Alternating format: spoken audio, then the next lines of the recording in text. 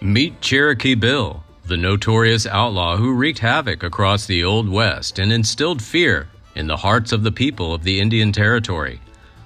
With a trail of violence and lawlessness, Cherokee Bill's name became synonymous with brutality, and his story is still recorded in Wild West history.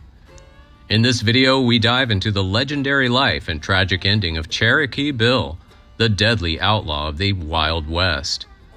Remember to hit the like button because it helps us a lot. Don't forget to subscribe to the channel and press the notification bell to not miss the upcoming interesting videos.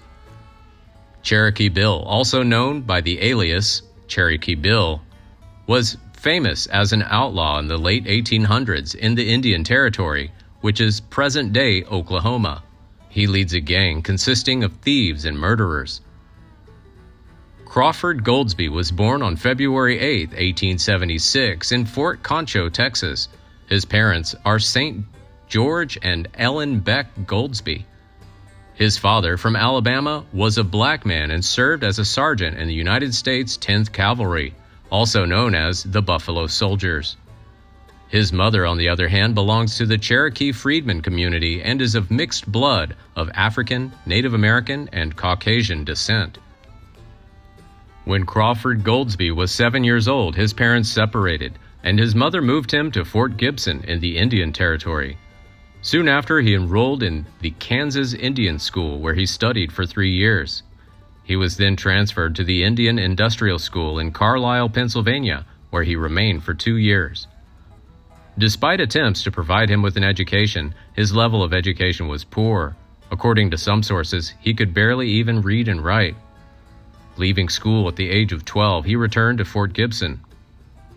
It was during this immature stage that Crawford, who has been described as physically mature for his age, encountered his fateful confrontation with his brother-in-law. The incident happened when his brother-in-law forced him to feed pigs. Immediately grabbing a gun, Crawford shoots him dead. However, due to his young age, he was not prosecuted for this act. A year later, Crawford's mother entered into a new marriage, but he found it difficult to establish a harmonious relationship with his new stepfather. During this time, he began to socialize with a troubled mob, drink and rebel, and commit many theft activities. During this time, Cherokee Bill also worked on a small farm where he was popular with many people. However, the following year marked a turning point as he embarked on a path of outlaw life, quickly establishing himself as one of the most dangerous and feared individuals in the Indian Territory. In the spring of 1894, at the age of 18, Cherokee Bill began his criminal activity by shooting a man named Jake Lewis who assaulted his brother. Although Lewis managed to survive his wounds, Bill thought he was dead. Fearing the consequences, he fled to the Creek and Seminole nations, where he formed an alliance with notorious outlaws Jim and Bill Cook. In June 1894, the trio engaged in a gunfight at 14 Mile Creek near Tahlequah, Oklahoma. Lawmen specifically targeted Jim Cook, the wanted man. The gunfight was fierce. Cherokee Bill shot and killed lawman Sequoia Houston, and Jim Cook was also injured. The remaining two were forced to drive Cook to Fort Gibson, but were eventually forced to abandon him. After that, Jim Cook was quickly arrested by the lawmen. Meanwhile, Cherokee Bill rode to his sister's house. Maud Brown, the wife of George Brown, had to endure the cruelty of her husband, a notorious and abusive alcoholic. Brown began assaulting Maud for disobeying his orders. In an act of bravery, Bill stepped forward, confronted the man, and ultimately ended his life. After this incident, Cherokee Bill and Bill Cook formed a gang, mainly consisting of black men of Native American origin. They embarked on a campaign of terror throughout Oklahoma. Starting off on a small scale, the gang's early crimes included consuming whiskey and stealing horses. However, their activities quickly evolved into robbing banks, shops, and carriages. Outlaws are known for their ruthlessness, using guns to eliminate anyone who dares to stand in their way. On July 16th, this gang intentionally committed a robbery involving a man named William Drew. 2 days later, they blocked the Frisco train line at the Red Fork. Despite their efforts, the gang escaped with only a small amount of loot thanks to the timely intervention of a vigilant messenger who cleverly hid the money behind several secret boxes. On July 31, 1894, the notorious gang committed a robbery at a bank in Chandler, Oklahoma, taking $500. Their criminal actions resulted in the death of one person and injury to many others. During the robbery, Elmer Luca, a member of the gang, was shot and later arrested by law enforcement. With the authorities' relentless pursuit, the Cook gang was cornered at an acquaintance's home about 14 miles west of Sapulpa, Oklahoma.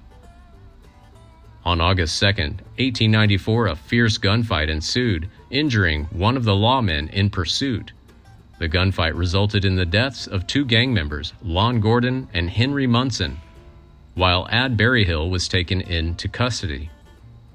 The remaining members of the gang escaped. During this time, the Outlaws continued their criminal activities. On September 21st, they targeted the J.A. Parkinson and Company store in Okmulgee, Oklahoma, raising a substantial sum in excess of $600. Showing audacity, the gang carried out a robbery at the Missouri Pacific Railroad depot in Claremore, Oklahoma, on October 11th. Soon after, the gang quickly proceeded to rob a railway dealer in Choteau.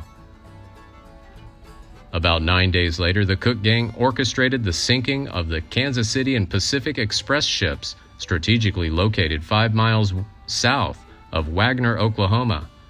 They obtained many valuable spoils. During their journey through Oklahoma, Cherokee Bill, along with several other gang members, arrived in Lenape on November 8th.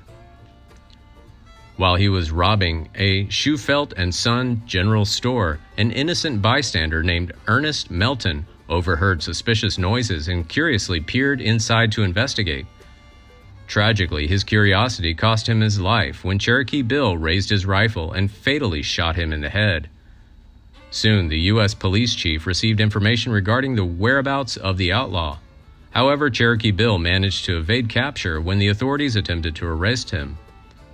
His last encounter on the road to crime occurred on December 31, 1894.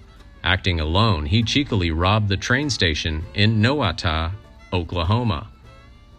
With the help of those who were looking for a share of the $1,500 reward, Cherokee Bill was finally arrested on January 30, 1895. He was quickly taken to Fort Smith, Arkansas, to await a trial on murder charges. On February 26, he appeared before Judge Parker, who convicted him of Melton's murder. Crawford Goldsby, seemingly unconcerned by the gravity of his actions, despite being sentenced to death. Then, the reason behind Cherokee Bill's seemingly nonchalant attitude becomes clear, as details of his daring plan for a daring prison break emerge. Somehow, Goldsby managed to acquire a smuggled firearm supplied to him by a trustee.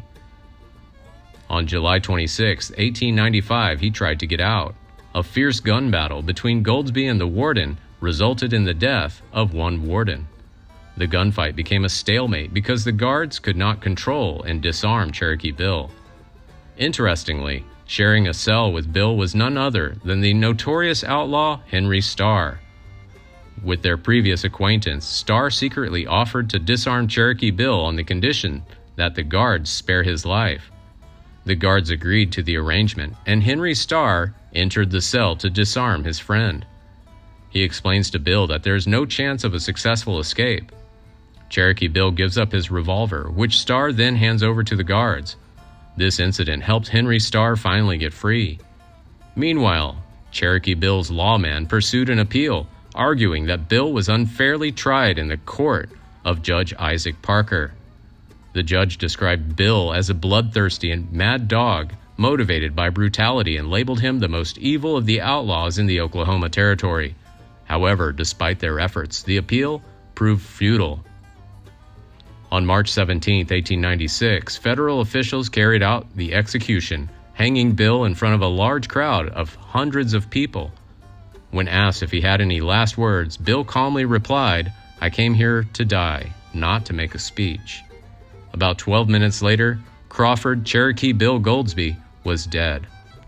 Later, Ellen in Georgia took his remains back to the Fort Gibson area, where he was buried at Cherokee National Cemetery. Please like and share if you find the video content interesting and useful. Don't forget to subscribe to the channel and comment below so as not to miss the upcoming interesting videos. Thanks for watching.